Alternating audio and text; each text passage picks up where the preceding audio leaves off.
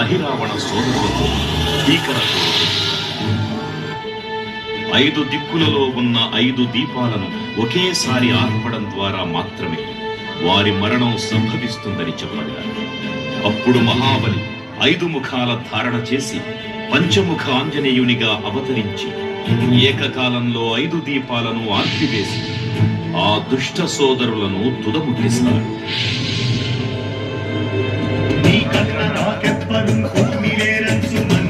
Srirama Bhakta ప్రశస్తంబుగా